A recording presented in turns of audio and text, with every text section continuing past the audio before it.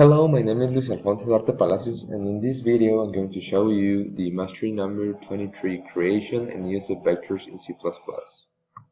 So basically, a vector is a type of variable that can store or contain a certain amount of variables. Like for example, it's a variable that can have like two or more variables. So for example, if you want to use vector, you want to include the library include vector. And then for example, if you want to declare a vector, you need to declare like variables and anything else. You need to declare vector. And to declare vector, you put vector, you put these ones, this. And here you put the type of vector you want. For example, it could be an int, it could be a float, it could be a string, whatever, but in this case it's an int. Here you put the name of the vector you want. For example, here is mine, and in this section you put like the number of variables you want your vector to have. For example, I want my vector to have 5 variables, 5 int variables. So it shows here.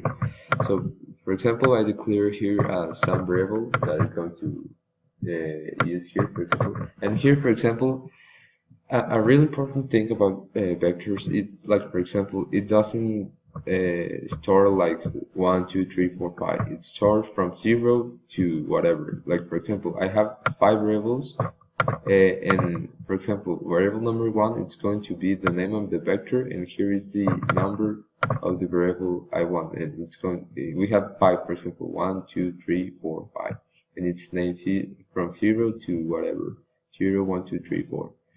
So, for example, I declare here that the vector when this one is the 1, but it writes 0, it's going to be 1. When it's the second vector, it's going to be 2. The third vector 3, 4, and 5, whatever. So for example, I have this sum to demonstrate that how you can use it. For example, the sum is equal to list, like vector number 1 plus vector number 2. So it's going to be 1 plus 2 in this case. So it's going to display 1 plus 2.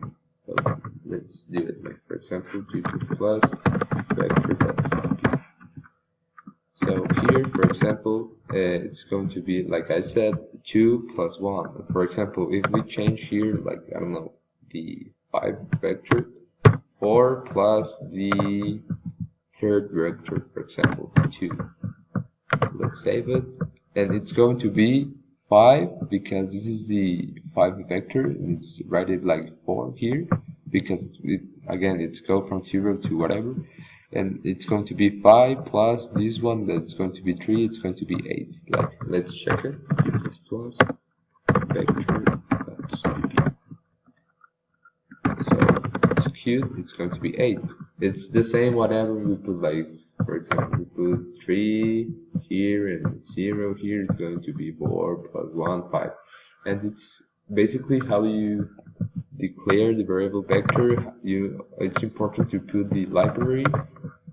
This is how you declare the values of the vectors, and this is how you can use it, like the name of the vector and the vector one, for example, the 5 vector and the third vector. So that's basically what the vector does. Hope you learned something.